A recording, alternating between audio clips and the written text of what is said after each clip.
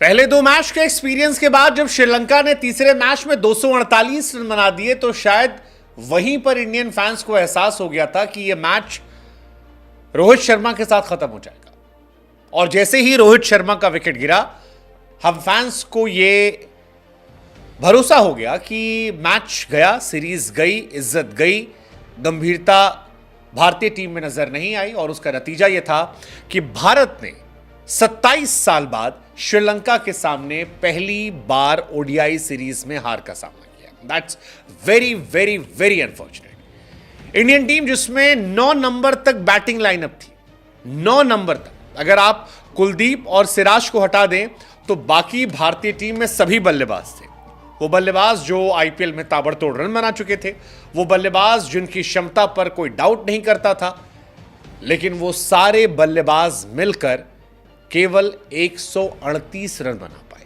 बड़े बड़े सूरमा, बड़े बड़े नाम, the prince of Indian cricket Shubman Gill, the king of world cricket Virat Kohli, the best at number 4 Shreyas Iyer, the pantimania Rishabh Pant, the next sensational allrounder Axar Patel, the future allrounder Shivam Dube, Riyan Parag, Washington Sundar, ये सारे सूरमा उसमें थे। लेकिन इसके बावजूद श्रीलंका ने जब इंडिया को 110 रनों से हराया तो जो कलंक था वो रोहित शर्मा के माथे पर गया, क्योंकि इतिहास में यह हार सिर्फ एक मैच की हार नहीं थी, बल्कि यह रोहित शर्मा के नाम पर एक कलंक लगाने वाली हार थी कि world cup winning Rohit Sharma उन कैप्टन में शामिल हो गए जिन्होंने श्रीलंका के सामने हार का सामना किया। आपको जानकर हैरानी होगी कि श्रीलंका के सामने ओडीआई सीरीज भारत सिर्फ तीसरी बार कैप्टन जो है वो तीसरा कैप्टन हारा है। सबसे पहले 1993 में मोहम्मद अजहरुद्दीन को यह हार का सामना करना पड़ा था। उसके बाद तेंदुलकर इस रिकॉर्ड से नवाजे गए थे 97 में, और 97 के बाद अब इंडिया हारी है। सबसे हैरानी की बात मेरे लिए जो इस मैच में थी वो ये थी कि इंडिया की फुल फ्लेजेड टीम थी, फुल स्ट्रेंथ इंडियन टीम थी, और इंडिया उस टीम से हारी है, उस श्रीलंका से हारी है जो चैंपियंस ट्रॉफी के लिए क्वालिफाई भी नहीं कर पाई। सबसे बड़ी बात, श्रीलंका की टीम में सारे प्लेयर थे भी नहीं। अगर आप देखोगे श्रीलंका की टीम में पथराना नहीं थे, हसरंगा नहीं थे, मधुशंका नहीं थे, तुषारा नहीं थे, चमीरा नहीं थे, उसके बावजूद श्रीलंका इंडिया को क्लीन स्वीप कर दिया। मतलब ये बहुत बहुत हैरानी की बात है कि क्या चल रहा है, क्या चल रहा है। मतलब इंडिया कुछ समझ ही नहीं पा रही।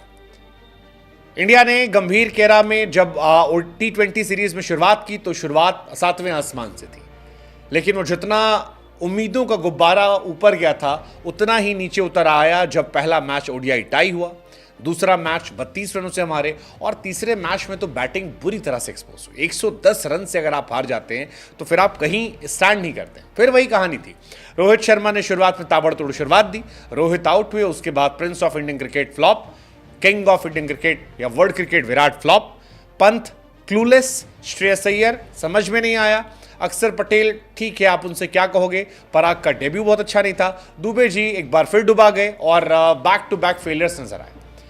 विराट कोहली की अगर आप करियर की बात करेंगे तो पहली बार इतिहास में ऐसा हुआ है कि विराट 3 मर्तबा स्पिनर्स के सामने एलबीडब्ल्यू गए।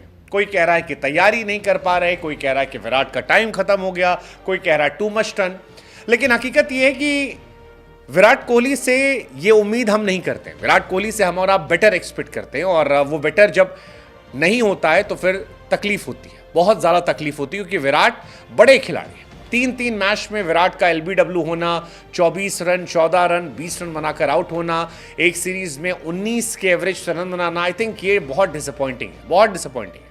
और सबसे ज़्यादा डिसअपॉइंटिंग है कि यार हमारी टीम फुल स्ट्रेंथ खेल रही थी, उनकी टीम पूरी नहीं थी।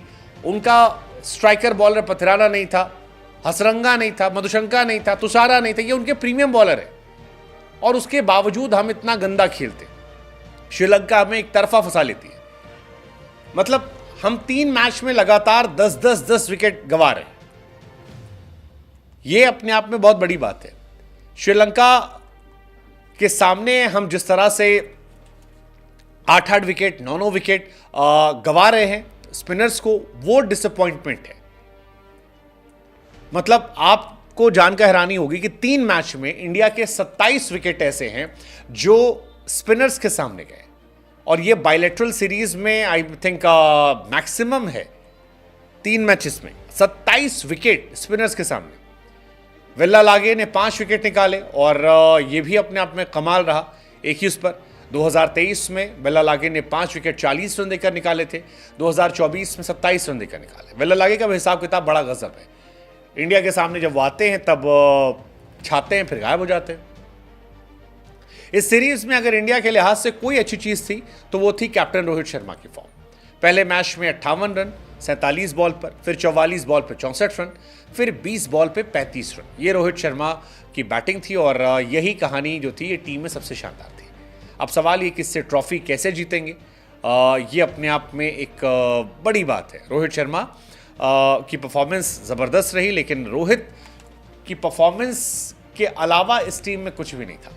रियान पराग ने हालांकि गेंदबाजी में डेब्यू अच्छा किया, 3 विकेट निकाले 54 रन देकर, लेकिन बल्लेबाजी में वो भी बहुत कमाल नहीं कर पाए, और यहीं से इंडिया की परेशानियां जो है वो सारी बढ़ती गई। विराट कोहली, श्रेयस अय्यर बहुत डिसअपॉइंट करने वाले थे। केएल राहुल को ड्रॉप किया गया, जो डिसअपॉइंट करने वाला था। श्रीलंका सीरीज की सबसे खराब बात यह थी कोई विकेट कीपर परमानेंट रहा ही नहीं। T20 में संजू नहीं चले, वनडे में ऋषभ और राहुल को मौका मिला, वो यूटिलाइज नहीं कर पाए। तो इंडिया का विकेट कीपर कौन होगा ये किसी को पता नहीं। लेकिन 27 साल बाद सीरीज हारना शर्मनाक है, दुखद है, और सबसे ज़्यादा दुखद बात यह है कि यहां पर यह सीरीज हमारे इसके बाद केवल 3 ओडीआई मैच बचते हैं पाकिस्तान में वनडे सीरीज और चैंपियंस ट्रॉफी से पहले। अगर पाकिस्तान या दुबई, श्रीलंका जहां भी हम खेलते हैं, तो ये अपने आप में एक बहुत अनफॉर्चुनेट है कि ज़्यादा तैयारी करने का मौका ही नहीं मिलेगा हमें। वो जो वर्ल्ड कप का हाइप था वो फटाक से गिर पड़ा नीचे। अब एक रीज़न ये कहा जा रहा है कि यार हम फर्स्ट क्लास क्रिकेटर लड़के हमारे खेलते नहीं हैं। आमतौर पर स्पिनर्स को अच्छा खेलने का तरीका होता है कि आप रेड बॉल क्रिकेट खेलिए स्पिन ट्रैक पे, वहाँ आप अच्छा करते हैं, धीरे धीरे आपको मौका मिलता है, स्टैब्लिश होते हैं। लेकिन इंडिया ने जो गलतियाँ की उसके लिए शायद भरपाई कर रहे हैं।